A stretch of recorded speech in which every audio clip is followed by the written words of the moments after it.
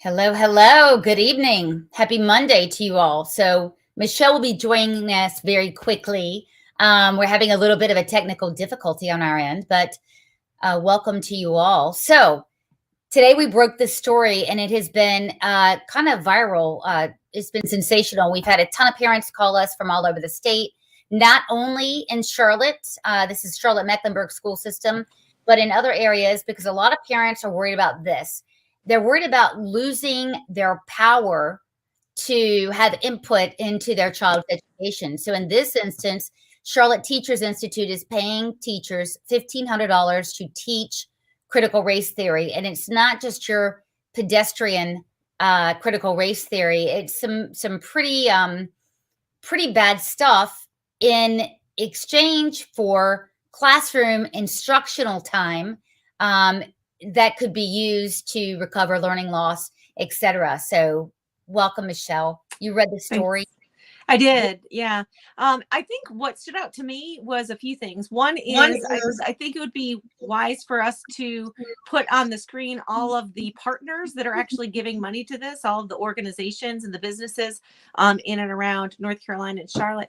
But I think something that the superintendent of schools said, the superintendent from Charlotte-Mecklenburg schools said, was that he really didn't think that testing was something that we really needed to focus on, that it really didn't talk about kids' needs so much. Well, my question is this, then why are you doing social emotional tests every day on the kids if a piece of paper is not testing truly how the children are doing in terms of math and reading, then why are you insisting that they fill out tests every single day? But beyond that, yeah, I think it's shocking, Sloan, that the results of where our students are in terms of their ability to have reading and math comprehension skills for their age level should be absolutely disgusting and disheartening and heartbreaking to every parent and every citizen of North Carolina, because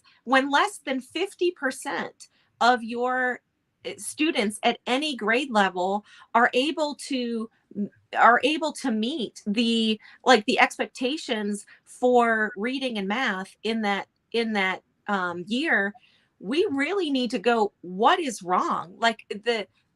What is the goal of our public educational system? I feel like the target has completely been changed. It hasn't just been moved. It's been completely changed. And it's time for we as the citizens of North Carolina to say, what exactly are the educational goals of our public educational system? That needs to be a huge conversation with North Carolina citizens and with our public educational system.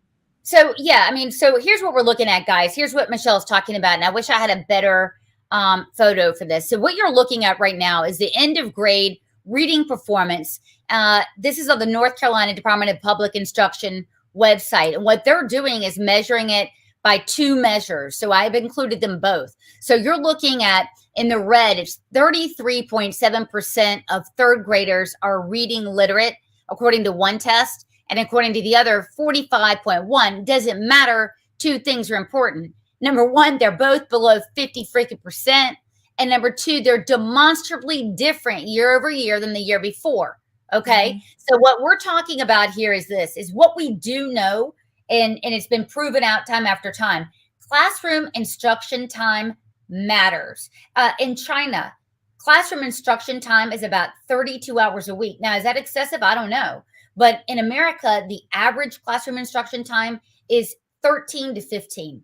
And with homework, even less and less, that's not a lot of time. So you're looking at, instead of saying, hey, we're going to improve those learning gaps, what you're doing is these organizations, I'll put up in a minute, Michelle, because they're actually pariahs on the future of our children. They're paying teachers to dilute the curriculum. Let's leave critical race theory out of it. If you're putting in needless crap, and we'll show you what that is, to supplant direct instruction, the scores are going to go down. And I'll tell you something, Michelle, I had a very interesting discussion this weekend with someone who is totally for critical race theory. She's a civil rights leader, and we had a great conversation because I said, look, you've had, in my summation, two recent civil rights movements that have been hijacked from Black people. Number one was BLM, because they put in the LGBTQ stuff, etc. It's not a true civil rights movement. And she goes, you know what? You're right. I said, number two, the critical race theory movement in schools has been totally hijacked. And here's why. If the point is civil rights, if the point is to make sure that students of color are getting better test scores and equal with their white peers, what you're doing is you're having these indoctrination programs for white teachers to penalize and punish white teachers and students. But still, that takes classroom instruction time away from. So at the end of the day, and let me tell you what she said, at the end of the day, this is not, again, a movement about Black and brown students. And she goes, you know what? She says, on that, with you, I have to agree. So we're moving. That's great. Yes, that's great. Because that point is so well taken, because we need to ask this question. What benefit do underserved students gain by white people feeling guilty for being white?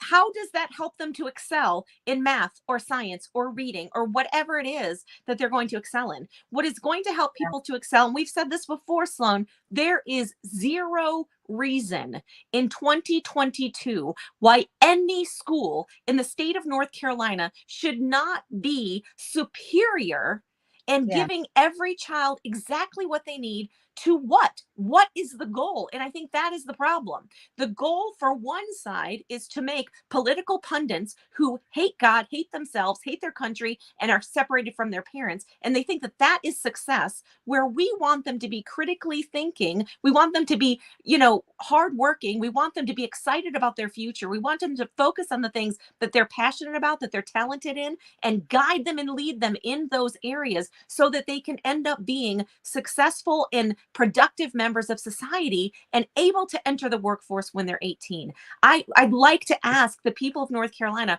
what is your goal for your students? Because this is something that we discussed the other night. We think of schools as though our children are always going to be in third grade. They're not.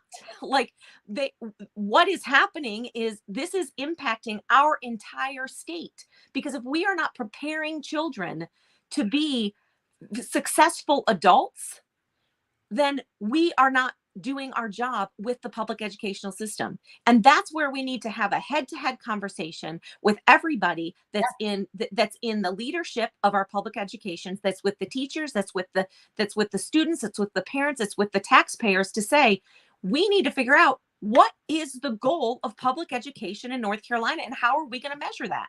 Well, look at the goal. Look at the goal of this. So again, if you're just joining us, let me explain what's happening. There are, and we'll go over this, 2 universities, that would be, I believe, Johnson C. Smith and UNC Charlotte, who have combined with the Charlotte-Mecklenburg school system to pay teachers to create lessons on critical race theory that they can share with other teachers. And the lessons are going into math classes.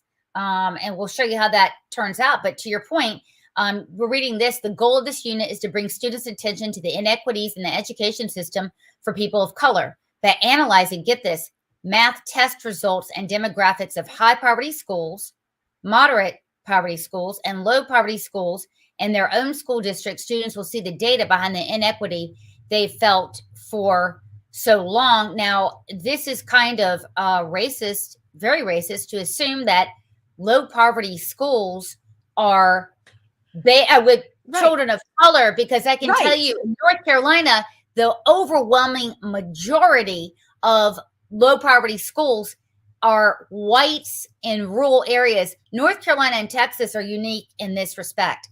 They have copious amounts of rural area. I believe 70 out of our 100 counties are considered rural.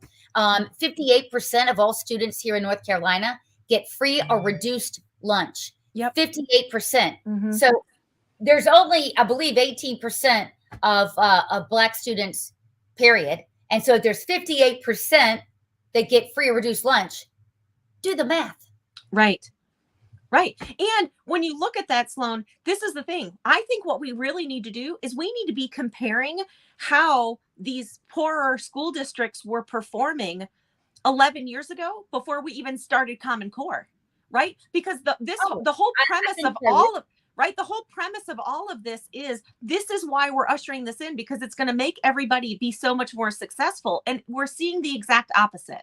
So when you see the exact opposite and you see test scores plummeting, you see it's even if you're looking at it from an emotional point of view, children are just not enjoying themselves. They don't have a love for learning, and they don't even, I mean, the dropout rate is probably skyrocketing. We look at the alcohol rate, the alcohol and drug abuse rate, Yeah. the teenage pregnancy rate. Those have been skyrocketing in the last 3 years. So what is it that we're trying to achieve? We have to ask ourselves this question, because if we don't have a goal, what are we doing? Well, to your point, what you're looking at, guys, is this is from the DPI, again, their website. This is a historical analysis of the scores in North Carolina for third through fifth grade. Let's see, third and eighth grade end of year testing. Okay. So here, follow me with this. Throughout 1992, and the last year you see right here is the 2018 to 2019 school year. This red star right there, this shows you when Common Core was ushered in, and then you see, boom, scores went in the tank. Now, perhaps the EOGs changed here, right? Maybe they measure them differently or whatever, but this is plummeting. But you're not seeing, it doesn't matter. They haven't recovered. Scores have not recovered at all. So right here where you see this tail off, check this out. Boom, they put in this social emotional learning right here, and then the pandemic. Okay. So this, and by the way, Common Core ushered in and rammed from the top down by Gates. Social emotional learning, Castle social emotional learning, brought to us, rammed down by Castle and Gates and Zuckerberg. By the way, before I forget, Thursday night, 9 p.m., I'm going to have 2 specialists on with me talking about SEL. But this is what you're talking about. Why in the hell are we teaching anything and watering down direct instruction time for our students? Right. And my question is, if you want to give teachers an incentive, we absolutely need to give teachers an incentive, but it shouldn't be to be teaching critical race theory. Why don't we say, hey, if you can figure out a way to help to boost our children's literacy rates and their love for books, we're going to give you a reward. And we'll pass whatever you do out to everybody. Why don't you make it a competition for that? But I'm trying to figure out why we are to the point. There was just an article somewhere, and you may have sent it to me, talking about how the public school system is absolutely hemorrhaging with staff, that it looks like the schools are going to be having to close because you don't have enough people to be working in there. And I know that they would like to say that that's all because everybody is so sick, but I really believe that they have actively been pushing teachers out who truly love a certain subject, or they love a certain age of child. And that's why they wanted to teach this stuff. I'd like to know the breakdown of the amount of money that we have spent to train teachers in CRT, in LGBT nonsense, in all of this, SEL, whatever, training them to be psychiatrists and counselors. And now we're training them that you have to write your own curriculum. You know what? Yeah, there's lots of books. Why don't we look at some books? It's insane. And before I get to the funders, let me just point out, we're compiling that money. We're compiling the amount of money that's spent, et cetera. But we do know that just a small portion of the money that's going to go to teach disabled preschoolers critical race theory and to decenter their whiteness is $7 million. So look, I mean, I've been an advocate for this for a long time. Pay our teachers more, give our students more resources, knock down the DPI by 75%. So there's very few of them. The DPI is no friend of teachers. I mean, I've talked to more principals in the rural areas, superintendents, a couple of them, and a lot of teachers that say they are nothing but a hindrance, a stumbling block for us. They're elitist. They get paid exorbitant amounts of money. They don't do a lot. Teachers deserve money because, quite frankly, that's combat pay. I mean, these teachers are on the front lines, and I'm telling you, there's not enough good teachers. And you're right, Suter Conrad. She's a teacher who was hammered in Charlotte-Mecklenburg school system, 5 equity trainings in a row. And I'm not just talking about bias training. I'm talking about out and out calling the teachers racist. couldn't take it anymore. The school systems are not treating our teachers correctly. No, and I will say this, in these rural areas, or in the areas where you don't have the parental support, because maybe you have both parents have to work or whatever it might be, why don't we pay more money to teachers to live in these rural areas? Because it is harder. I mean, when you don't have a list of 60 parent volunteers that are there by 10 o'clock in the morning to help in your classroom, which I know it's not happening now, but that happened when my daughter was in public school. Literally, I would go twice a week to help her class, to help the kids to read. And by 11 a.m., you had to sign your name in. I was like on the 5th and 6th page of people. And I'm thinking to myself, why did they need 150 parents to come in today to help tutor these kids? Like, what the heck is going on? And that was 14 years ago, when she was in 2nd grade. But the question is, why don't we increase the pay for these areas that are more difficult? And why don't we put 2 teachers in a classroom? Why don't we pay to have student resource officers, right, that they can be watching the hall so that kids aren't being bullied, so that kids aren't scared to go to the bathrooms? Why don't we give them more counselors that they can talk to if they have issues? Don't handle it in the classroom. Don't talk about it with the other children in the classroom. Say, I noticed that you look like you're, feeling bad, or you're having trouble with do it quietly, and say, if you want to go talk to somebody, go down to, why aren't we paying people, instead of being in the bureaucracy of something like the DPI and paying millions of dollars a year for these people to get 6 digits to do 6-digit salaries to do nothing but put more demands on our teachers? Why don't we pay the people in the school who are actually doing the work with the children? And something else I just want to say quick. I find it nauseating that they're now wanting to make our schools mental health clinics when they took nurses out of the schools. We have been sharing nurses between 4 and 5 schools for years. They have not had a school nurse in every school. So now all of a sudden we're all concerned about everybody's health and their psychological assessment, right? Because we've created this nonsense with COVID-19. Well, my question was, if you were so concerned about all these kids' health, why did you not hire at least 1, if not 2 or 3 nurses for every single school, so that there would be somewhere for the kids to go, so that they could get help when they needed it? I'm calling their bluff, because this has nothing to do about our health. It has nothing clearly to do with children's education. This has to do with indoctrination, control, and racism. It's called anti-whiteism is what it's called. Yeah, there's a lot of problems here, and we're going to be actually spilling a lot of tea tonight, I have to tell you. We're going to be saying a lot of things, because I have to tell you something that you guys out here, you already know. There's no political party when it comes to our kids, right? This isn't a political issue. This is an issue of right and wrong, and not right and left.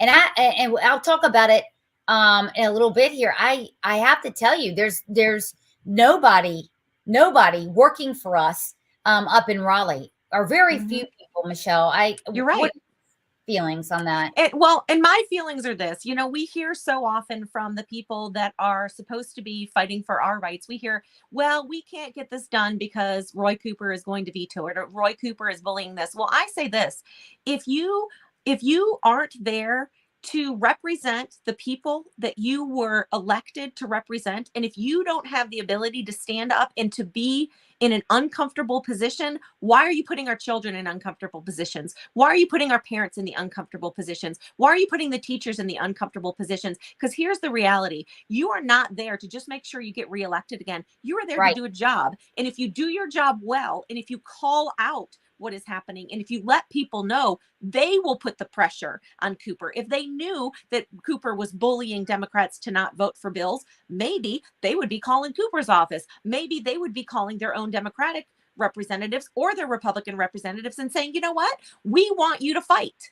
And you know what, we will support you if you fight for us. But this idea that I can't do anything because, somebody's just going to veto it.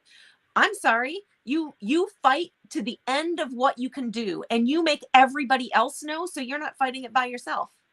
Yeah, absolutely. And I just have to bring this up. I mean, I'm going to share the screen here. It's very easy for parents of any type of affiliation to feel like they're not being heard, they're being mocked, they're not, being served well.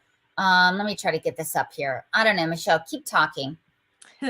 Well, I just think that the time is now that we need to tell our legislators that we are going to replace you because you have not fought. Listen, I will tell you, there were some really great bills that went through the House of Representatives, but part of me feels like they only voted for that knowing that the Senate wasn't going to vote on it, or they vote on it knowing that Cooper is going to veto it and saying, well, we don't have the supermajority, so we don't need to push everybody and make people stand up and really put their money where their mouth is. And I say that is, and that's just not right. We have parents that have been going to school board meetings for 2 solid years, right? That have been speaking out and taking time out of their lives to do this. They have been fighting at the schools. They've been going to the doctors and trying to get medical exemptions for masks. They have been, dealing with their kids, taking them to counselors because the stress that they've been under. They're paying out of their pocket to go to tutors because their kids are falling behind and they care about their kids' education. And we have legislators that aren't willing to stand up and say, you know what, I don't care what name people call me. And quite frankly, I don't care if I even get reelected. While I'm here, I'm going to do the right thing. Yeah. Well, we don't. Yeah, you're right. We don't have enough. So this is a guy named Representative Craig Meyer. Book banning comes to NC. So parents are being mocked. It's a very, very stupid way. No good reason, no real process. Shaking my damn head. Just another reason why we need to emphasize critical thinking and cultural competence in education. This is a book called Dear Martin, and it has the F-bomb.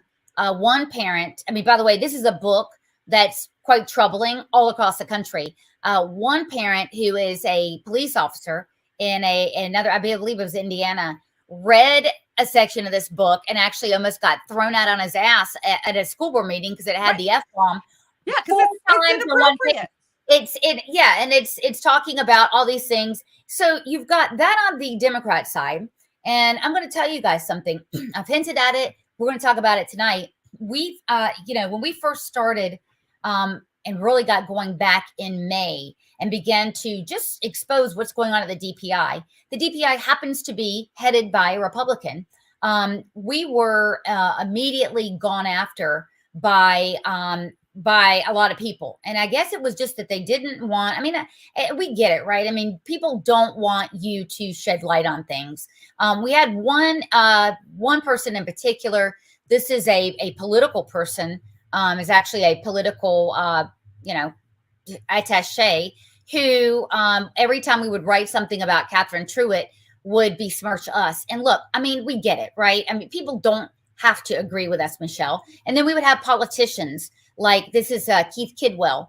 This is a Representative Keith Kidwell out by the coast. He posted defamatory stuff, calling us liars, etc. Things that are upsetting. And so, you've got people on this side that instead of addressing the real problems of parents all across the state, they're going after our group. Well, the person that you just saw up there, she ended up with the help of now a very high-ranking North Carolina GOP official suing me personally and suing our organization on a baseless charge just because they're trying to completely bankrupt our group and take the teeth out of our movement because we deign to criticize someone who they don't believe should be criticized. Let me tell you something.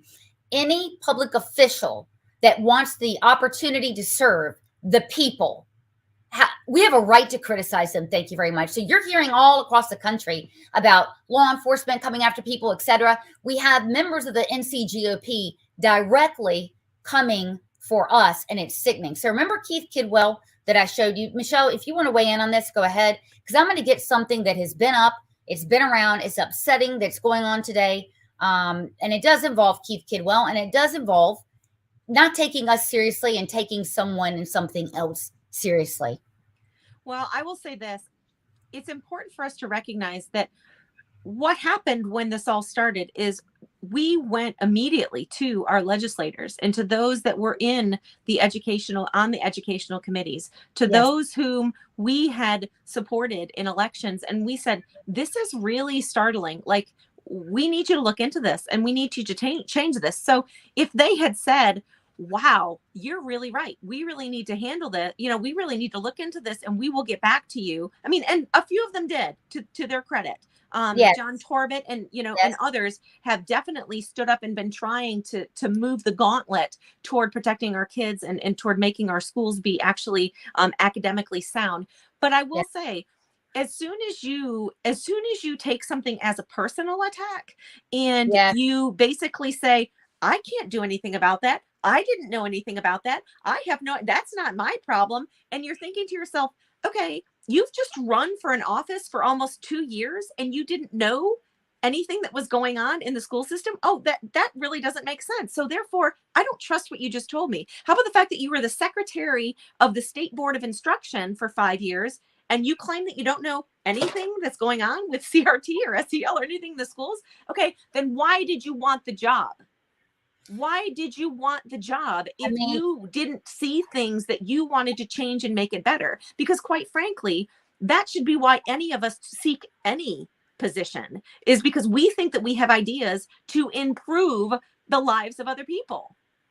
And it's not easy work. And by the way, we're all out here trying to help. So what you're looking at here, I want to show you this, and this came out in a paper today.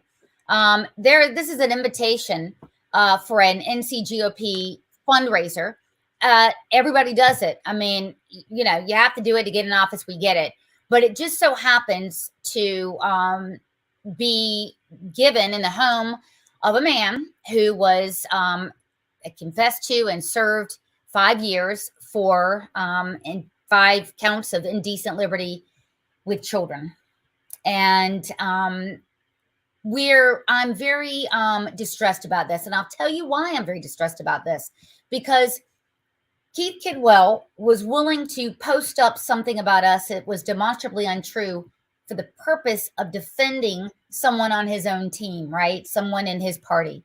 And then parents don't seem to be able to get a seat at the table to talk to Keith Kidwell and some of the other leaders and to have them go to bat for us as we're trying to get pornographic books out of school libraries all across the state. However, a guy which we don't believe should have influence and should carry weight with the GOP has unlimited access, and he's heralded. Why are we the enemy? What have we done? We know what he's done. What have we done?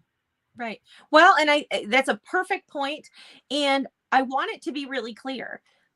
Do we think that this person needs to be chastised and hated by people because, he put a post up today saying that people hate him and, and all this kind of stuff? No, that's not the point. The point is this: when we are living in such times as our children are being hypersexualized, that pedophilia is being pushed as just another lifestyle choice, that the LGBT agenda is being shoved down the throats of everybody in public school, when we know that they are wanting to be able to help our children change their gender before they've even gone through puberty, when we know these things for a fact, like we've heard this out of the mouths of people in the educational system, we know that sex trafficking is a huge issue. This has been on the minds. This has been everywhere in the news. So it is so insensitive and it is so ignorant to put someone forth as the person who is supporting the party. I don't care if you want to give money. I don't care if you want to be friends. I don't care. Why would that person's name be front and center as I'm the one that is leading these people into the party of righteousness? And this is the thing, Sloan. We can pick our sin, but we can't pick our consequences, right?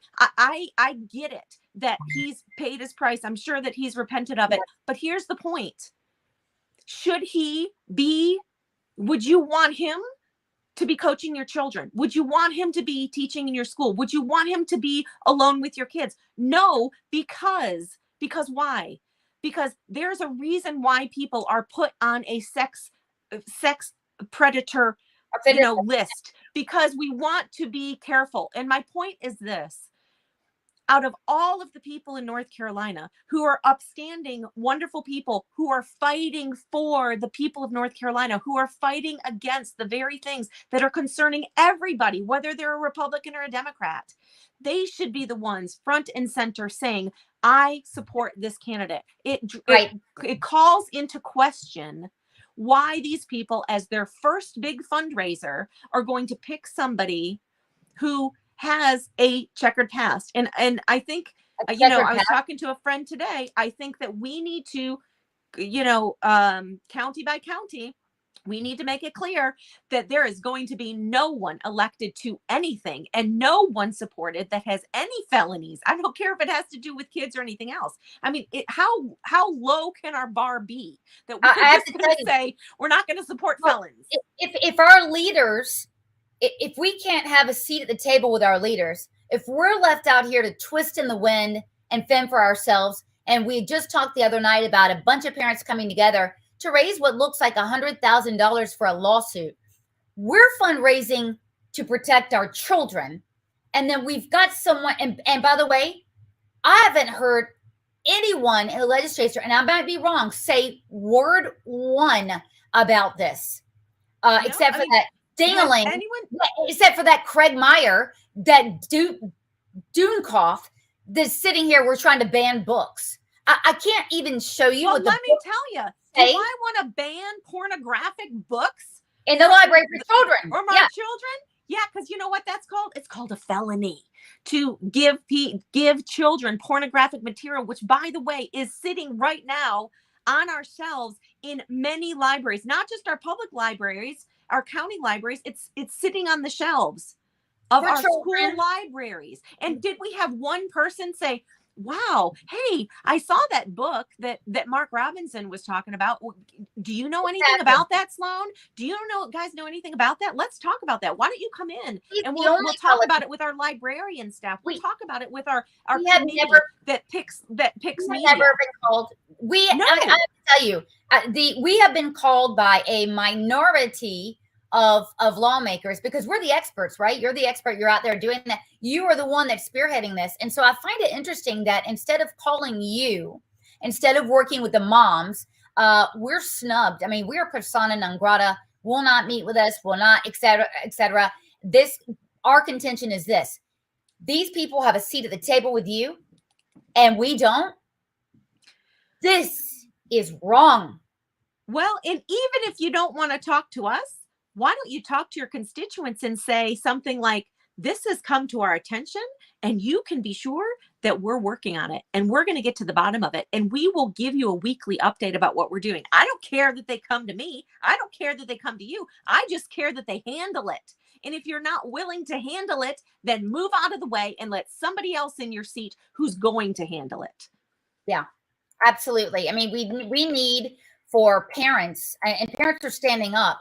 It's interesting because our border state, as everybody knows, Virginia, right, had a big sweep in their elections, and it was because there were people that listened to them, right? And I think that this is not a political issue. This is absolutely not a political issue here, and I think that a lot of parents are coming to understand that, and they just want honest brokers, right, who can put forth the best effort for them. And if we're asking, by the way, for no politics in the classroom.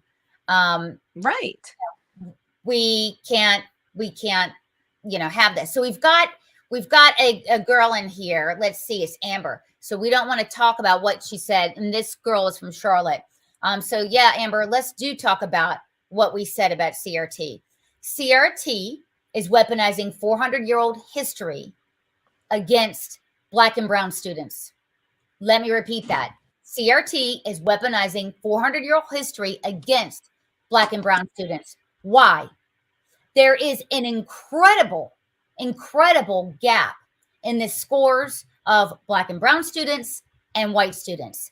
It is sinful, it is immoral, and it has got to be eradicated. Now, 400-year-old history has nothing to do with teaching children in the 3rd, the 5th, and the 8th grade math or science or reading. And those are the things that are the great equalizers in life, right? Excellence is. And so if you're okay with replacing math and science and reading with 400-year-old history, which may or may not be true or whatever, fine, go ahead.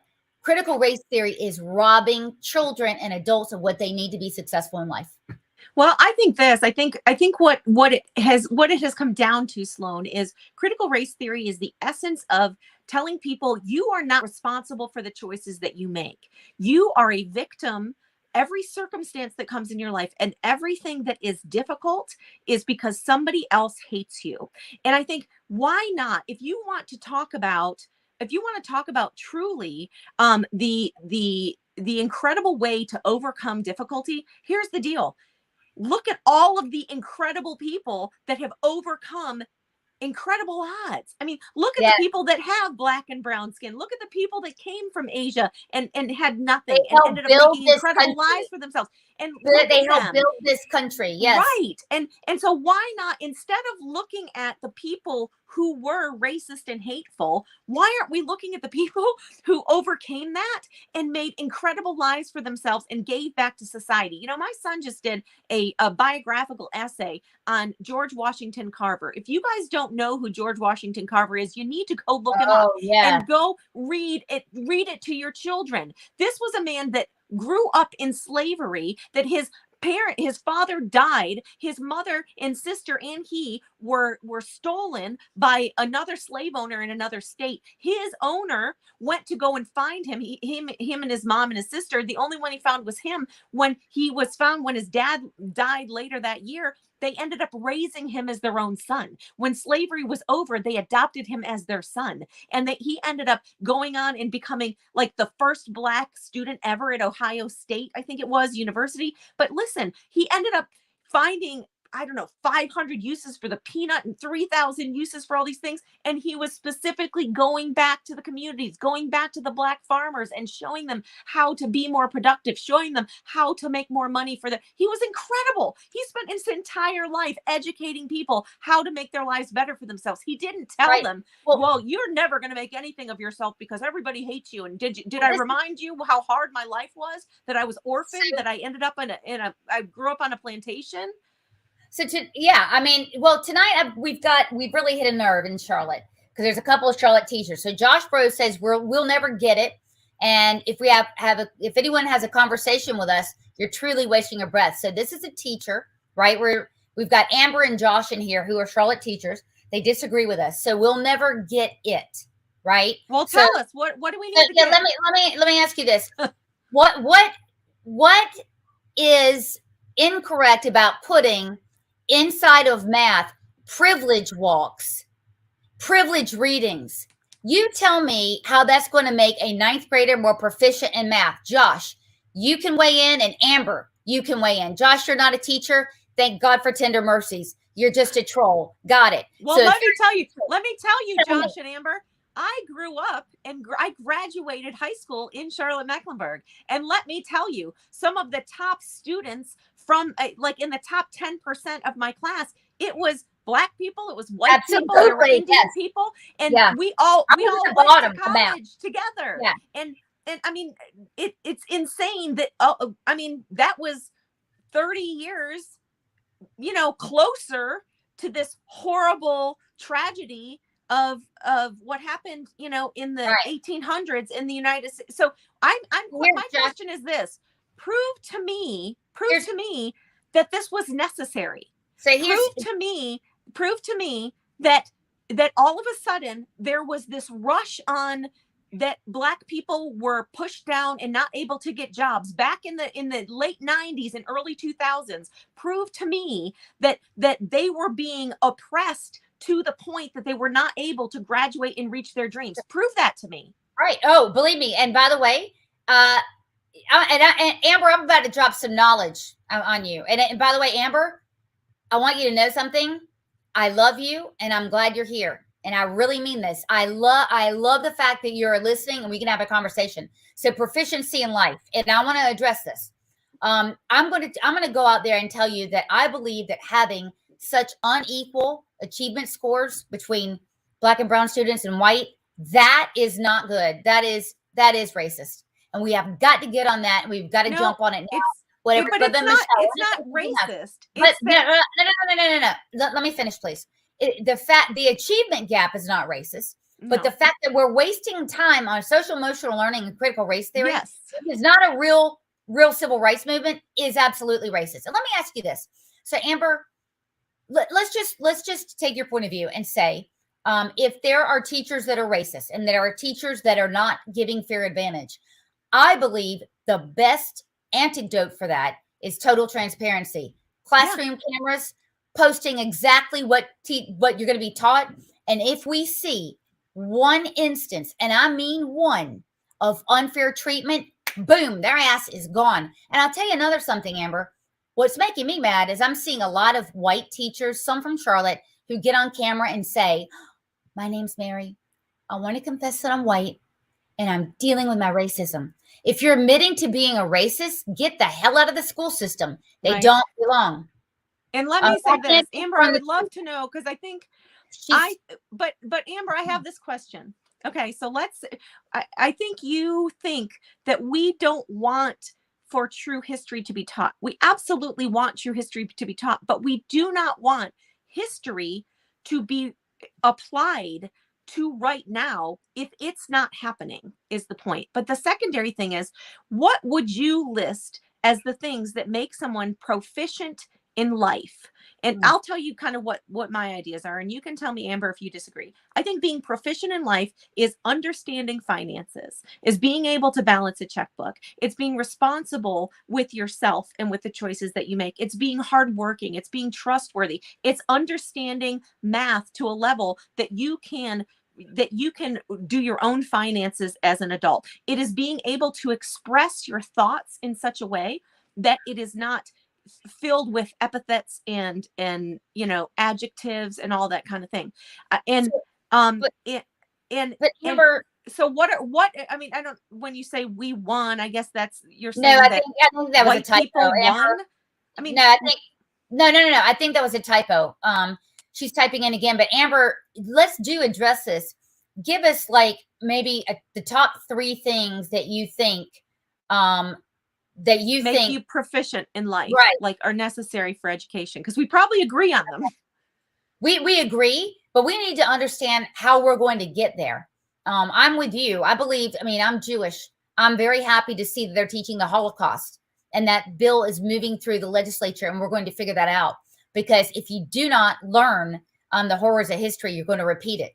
But my concern is this. My concern is that if we teach people in this country the framework to be racist, right? And when you're telling children to decentralize their racism or their whiteness, right? My fear is, okay, fine. We go on the next 2 or 3 years and then we're, fundamentally against white people or what have you. What happens when it flips and then it becomes Hispanics? What happens when it flips and then it's Black people again? What happens when it flips? Once you learn the framework, Amber, it makes it very easy for people to just flip from color to color to color. And racism of any kind is wrong. Michelle, you and I have talked about this. Anyone caught being racist or keeping their thumb on the scales and tilting it towards one child or another for any reason, their ass needs to be fired. Well, but I feel like that is the definition, and maybe we could come to an agreement with people. I feel like the definition of racism is choosing anyone or rejecting anyone for anything based on the color of their skin. And so that goes both ways. It's pretty sad that the ADL is now wanting to change the definition of racism to be that it is that people of color have been oppressed by white people. That is simply not true. If you look at affirmative action, what affirmative action intended to do when JFK first came up with the idea was saying, okay, we now need to make things right. Now that we have had this civil rights, movement that was so excellent in the United States, that we're coming to understand where the problems were. Well, but why is that, Amber?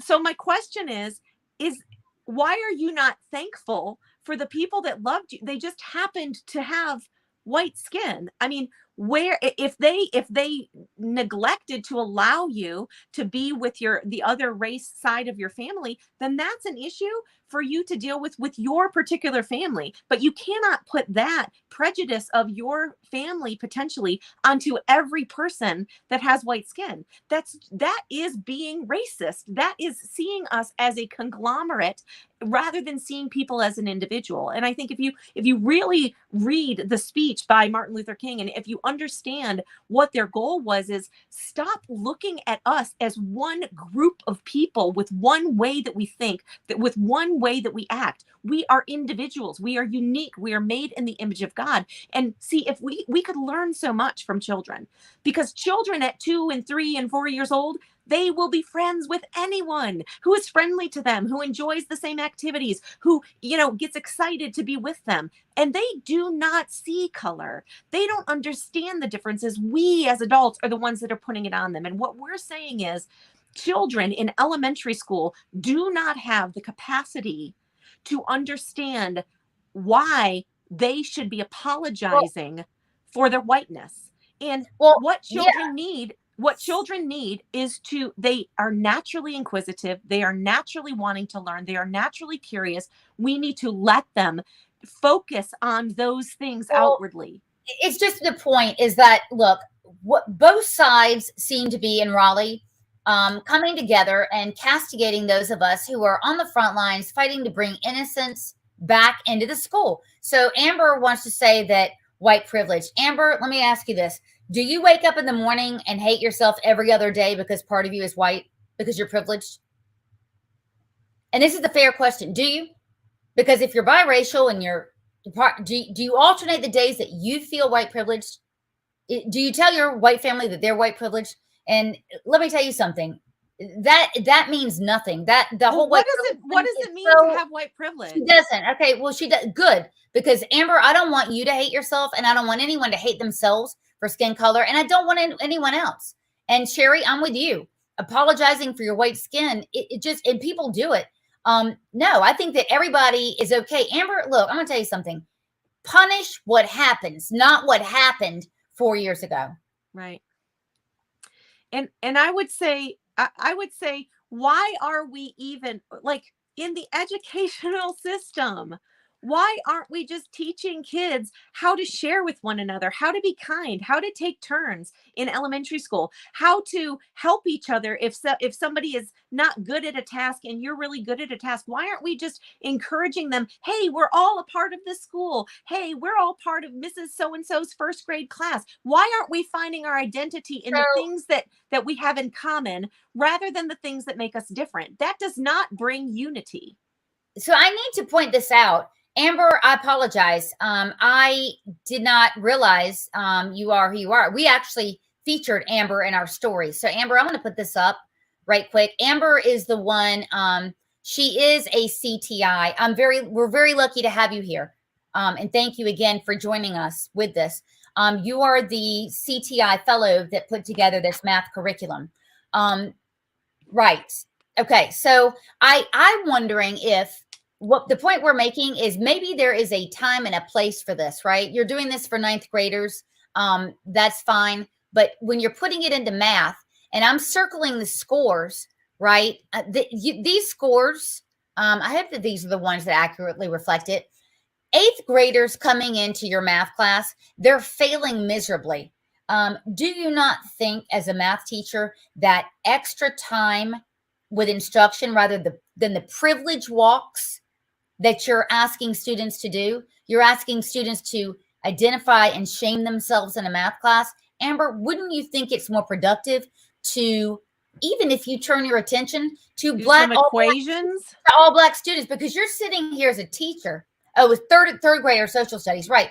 Okay, I apologize. You're sitting here as a 3rd grade teacher saying that white privilege and you don't like white people, etc. I think maybe that's not healthy as a teacher, right?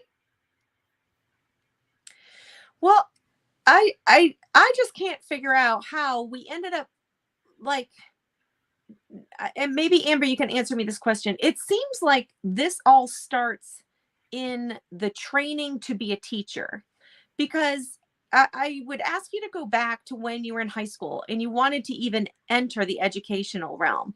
Was your goal because you thought that the school needed to, the main goal of the public educational system in this country should be to end racism? Or do you really believe that the educational system in this state and in this nation is to train up the next generation of leaders who are able to enter society and to do jobs? Well, I guess I would ask, why yeah. did you get into teaching? And I need to clarify this. Amber, I want to apologize. You are the third grade teacher who was putting this in social studies. So I apologize. We had an instance of a ninth grade teacher, but I want to put up this quote, Amber, that you used in your curriculum. One question for me, and you're quoting somebody here. One question for me and others is whether we get truly distressed, even outraged about unearned race advantage and conferred dominance. And if so, what will we do to lessen them? Why does that belong in a third grade class? Period. I mean, this to me is completely racist and inappropriate. And I think if we're going to look at, I mean, let's talk about this. Well, Amber's saying, no one's saying that you don't like white people, but you're saying you're that talking about white privilege. Yeah, I mean, you're talking about white privilege, and you said your goal for third graders is to have them recognize and facilitate their own conversations of possible solutions. These are third graders, solutions to how Charlotte schools became resegregated and made an attempt to segregate. Is that even age appropriate? Because Amber, I mean, maybe I'm dumb, but I don't even know if I can come up with that. I really don't. I mean, that is a tough one.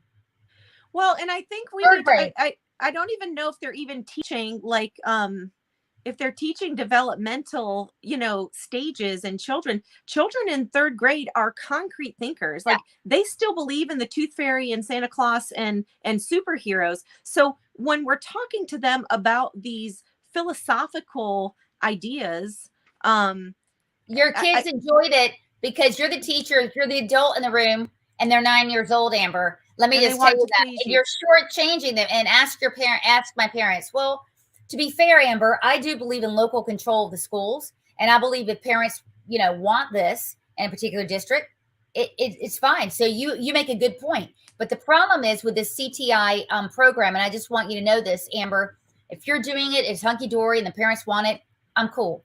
But you're also sharing that with third grade teachers across the state. And we don't know if principals are mandating it or what have you. And a lot of parents don't like it. That's the problem with a program like this. I have this question. Amber, do you think it could possibly be that the privilege that people have is not so much based on the color of their skin, but it is growing up in a two-parent household?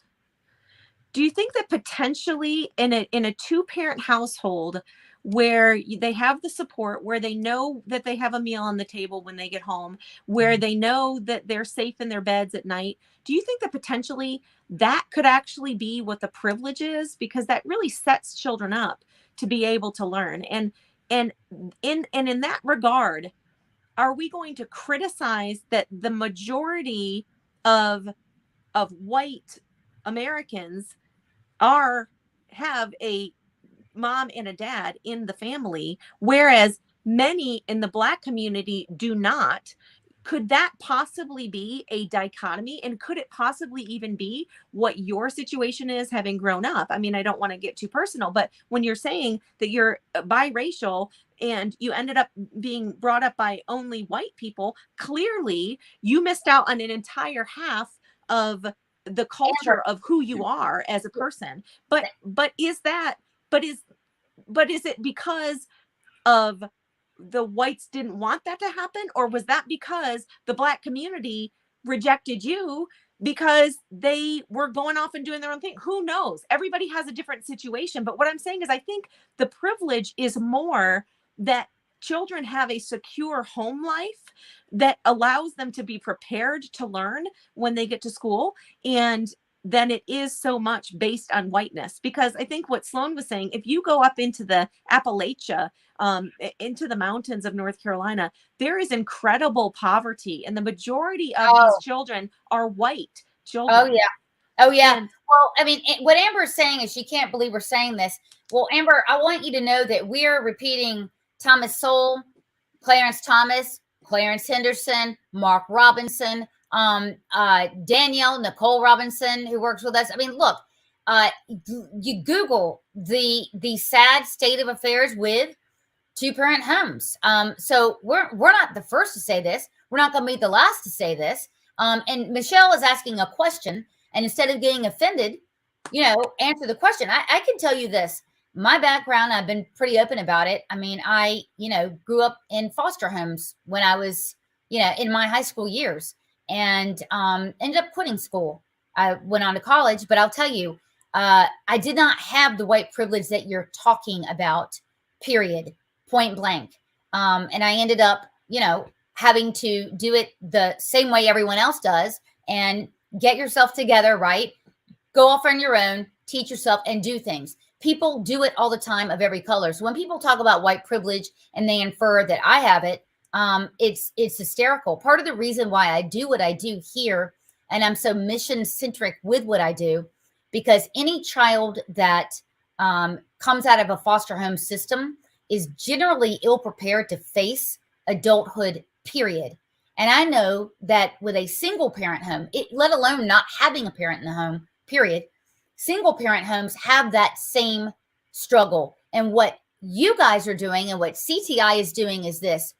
You are putting the burden on parents that a single parent home or parents that are not involved. You're putting the burden on them to tutor their own child because they can't pay for it. Make sure that they're teaching these children, because you're not doing your job in school. I don't know why the hell any third grader would enjoy or need to know how schools got segregated and the solution to desegregating them. It's ridiculous. And I just feel like even more so, children that are in a public educational system that have those 8 hours a day or those 9 hours a day, that they aren't dealing with crisis at home. Why are we not building them up, all of them, regardless of what they what they're coming out of or what they're going back home to? Why aren't we building them up to say, you can be anything you want to be, right? You have been given gifts and talents and strengths. Let's figure out what those are. Let's find out what you love to do, and we're going to train you to do that. You can have a better life than your parents have, because you're going to work hard and you're going to do your best, and we're going to help you every step of the way. But that's not what's happening. We're instead telling children that there is something innate in them that they cannot change in the way that they were created, and they need to apologize for it because it's hurting other people. I'm sorry, but 8 and 9-year-olds don't intentionally want to hurt people. So what you're doing is you are creating a crisis within these children, and they're thinking, gosh, I didn't mean to hurt anybody, by being me. Of course I want to make this right. And so that's not the role of school.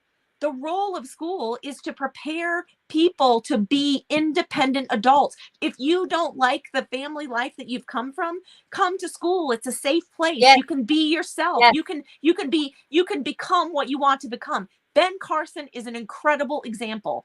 This man, he was raised by a single mom who, by the way, found out that her husband had a second family after she had 2 children with him. They were married, and she realized, oh my word, he has another wife and an entire different family. She divorced him. She ended up working 3 jobs. She told her son, you will not watch television. You will not get into the gangs. They were living in a barrio up north. And she said, you will spend your time, because she was cleaning people's homes. And she realized the people that were successful had huge libraries of books. And she said, you're going to read, you're going to learn all that you can. He becomes a brain surgeon, the most renowned, decorated brain surgeon in the history of the world. And his brother became a NASA astronaut. Okay. If you're going to tell me that had nothing to do with privilege, it had everything to do with being told you are going to be more. And you have the capacity to do that. And when we are telling anyone that you don't have the ability to do something because of the color of your skin, or you have too much ability because of the color of your skin and you need to take it down a notch, we are doing a disservice to our children, and we are doing a disservice to ourselves, because they eventually one day are going to be the adults that end up being in the workforce. And if we have taught them that they are victims, and we have taught them that they can never do anything for themselves, we're going to be in a world of hurt in the next 15 years. Well, Michelle, it's interesting you bring up Ben Carson and others, and we brought up other examples because I looked through all these curriculums and we studied them extensively. I cannot find one example, not one example, of the many of the Black people in this country that have helped build this country. I want you to know that what's happening here, Michelle, is even worse than that. When you are not citing any examples, and there are hundreds of thousands of Black people who have done extraordinary things, and you're telling Black students, children, that the schools are segregated, et cetera, you're sending a message to them that you're not wanted in this country. That right. is a lie. And you're robbing Black students of their birthright. That's right. Black people have built this country. They died for this country. That's right. They continue to do so, and not to celebrate them. That actually is racist. Right there. And you're also denying all of the people who their entire dream was to come to the United States of America. Why would people from all around the world save up their money and hope and pray and dream and fight and get in rafts from Cuba to come to the United States, risking their lives? And then did they come here and find that it was racist? Absolutely not. Something that you should probably know, everyone that's listening, the chance of an immigrant becoming a millionaire in the United States of America is 20 times higher than someone that was born here ever becoming a millionaire. So, why would that be? If we have a racist country, well, Michelle, how is that possible? Michelle, I'm going to say goodbye. Amber's leaving for the night. Putting kids to bed, I totally get it. But I want to tip my hat to you, Amber. I appreciate the fact that you came on here and you were able to, say your piece, and I really appreciate it. We disagree on this, and I think you can tell that. But the fact that you're willing to engage with us and hear us out and listen, I think that this is going to hopefully. Oh, Amber, and we know about your phone. We know Amber says my phone sucks. I'm so sorry. I know. I had an iPhone that automatically called people. It was weird, but anyway, but we know that. I'm so sorry, Amber. It says there that she lost her son 2 months ago, and that's absolutely tragic. I'm sorry. Wait a minute. I apologize. Oh, Amber, I'm sorry. I thought you said you're putting your. Okay, I misread that. That's horrible. Yeah, and we don't want to make. Really sorry, Amber. We don't want to denigrate your work. It's just that we believe that this subject matter, as we pointed out, the scores. I mean, they don't lie. When children are in school right now, there's a tremendous amount of learning loss. We believe that the last thing that they need to be learning is why schools were segregated. Amber, thank you very much. And I do apologize. And I do want to follow up with you offline. This is when we write these things, it's nothing personal. It's just that, look, we have a point of view on this stuff. A lot of parents have a point of view.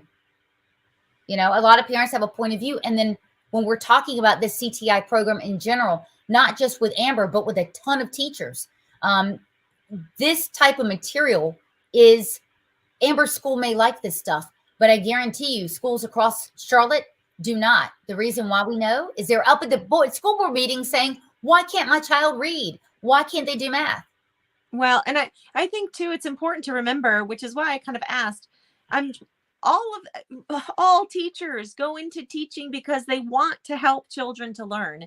And I think quite sadly, it's our university systems that have completely changed what the entire educational, career path is in school. It's no longer, it used to be that the teachers that we had in the middle school and high school levels, that they would literally get their degree in either history or math or science, biology, and then they would get a teaching certificate. So they had graduated college with a specialty in a certain, what's it called? Class. Grade. Right. In a certain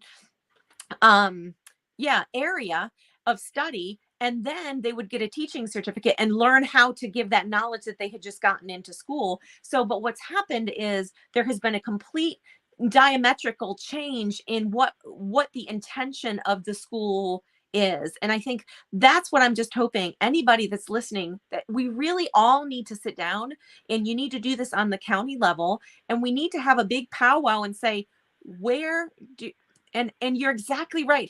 History is absolutely Yeah. important, Amber. It's so crucial, but it's also important to tell the history of people who have overcome difficulty. Right. We live in a We fallen need a world. blueprint, right? And That's we need right. right now more than ever, we need a blueprint of how to work our way out of this. Because I have to tell you, Martin Luther King said, we didn't all come over here on the same boat, but we're all in it now. That's the point. And if we're Right. really going to, overcome the learning loss, which we really hit up upon quite a bit, let's also figure out how we're going to get over this period in time where teachers are depressed. I mean, we're hearing of a lot of that. I mean, look, there's a general malaise across all people, and school's a microcosm of America, right? I mean, we just heard of a suicide today of a beautiful Charlotte girl was Miss USA suicide. So it's real. This mental health stuff is real. I'm just not sure of how even with third grader can process this stuff, right? Even though it's history. Well, I just don't understand why we're not just teaching the kids that especially like you were saying, there are so many incredible people in our history, and not just our history, but around the world. People that have been incredible role models, that can be incredible role models for our children coming up.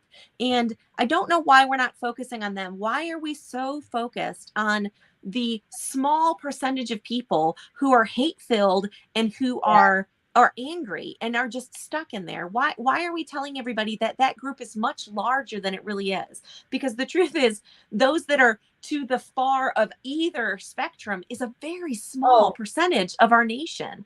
And in the middle is all of us who all want the same thing, essentially, for our children. We want for them to grow up and to have a life that they have choice and freedom, and they're pursuing something as a career that they absolutely adore and that they love. And we want them to, enjoy their life. And so I don't understand how teaching people that other people despise them is helping people to reach their potential, or to feel, like you were saying, welcome. In a school setting, in a job setting, in a church setting. With CTI and with this fellowship, and I want to get back to this and keep us on this point, is that the curriculums that I saw, and I saw many of them, they wouldn't make some students feel welcome. Now, I've heard a lot that critical race theory is about making kids feel uncomfortable, and that's okay. And maybe that's true. I mean, maybe kids feel uncomfortable learning about the Holocaust, and I get that. But when you are talking about white privilege and decentering whiteness, and I saw that over and over and over again in a privilege walk doesn't teach about history. It makes you feel guilty in the now. It scapegoats in the now. It collectively punishes in the now. That's racism, and it has no place in our schools. I absolutely agree. And I do. I just feel like we really need to get to the point of sharing hope with our young people, especially after the last 2 years, and just so much fear and so much division and so much us against them, and so much, you just look at someone to determine whether or not they're worthy, whether or not they're obeying the rules, whether or not they're wearing their mask, whether or not they're, doing the things that everybody has said that they should do. And I think, we've totally taken out the naivety and the innocence of our children's childhood, and that can't be brought back. And I just feel like elementary school should be all a time of exploring. It should be a time of specials. It should be, drama and music and PE and art and all of those things that are so much fun that you wouldn't normally get to do, at home, and figure out we need to be telling our kids, not everybody is great at math, but you might be a great writer. Not everybody's a great writer, but you might be great at art. Not everybody's great at art, but you might be a great athlete. Not everybody's great at, at reading or writing, but you're great at putting things together, right? Find things that you can celebrate about children rather than finding the one thing that they should be embarrassed or they should be shamed about. Like when we're talking about wanting our children to be socially and emotionally healthy, how is this reaching that end? Right.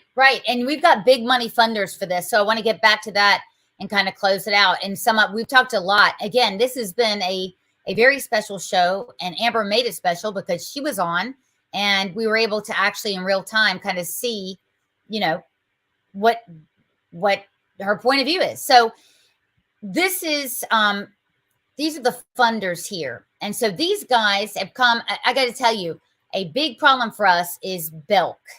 Belk spends a copious amount of money on this. Are they here? They've got to be. Yeah, Belk Foundation, Wells Fargo, ASC. So a lot, and a lot of folks may not even know WFAE. So Musical Minds, Opera Carolina. All right. So they're spending a lot of money to do this. And again, Johnson C. Smith. So, and here's the recruitment tool.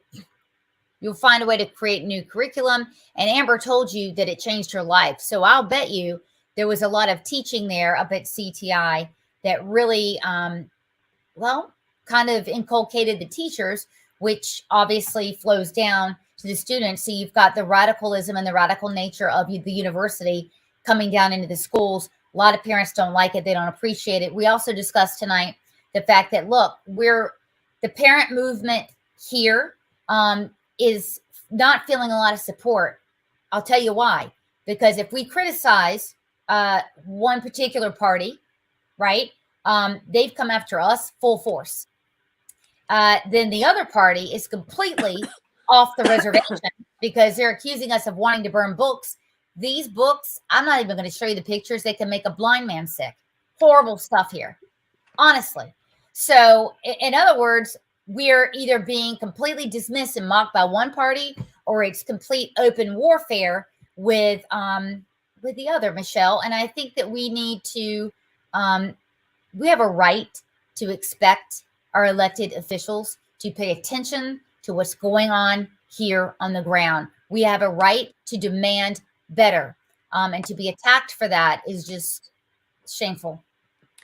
Well, I think it's high time that we, the people, realize that it is not enough to just vote once or twice a year and to think that we're going to be able to keep a society and to keep our freedoms as we have known them. We've seen in the last 2 years that our freedoms have just been systematically removed, that parents are being told that the school knows better. Tomorrow or on Wednesday, as a matter of fact, the public health department is going to determine whether or not, 17-year-olds should be mandated to get a COVID-19 shot in order to even go to their senior year of high school, much less go into a secondary education in the colleges and universities. And my question in that regard, as we're closing, Sloan, is, 10 years ago, I seem to recall, having been in the healthcare industry for 30 years, there was a huge conversation about why insurance companies can pick and choose the people that they're going to protect, right? There was this big push for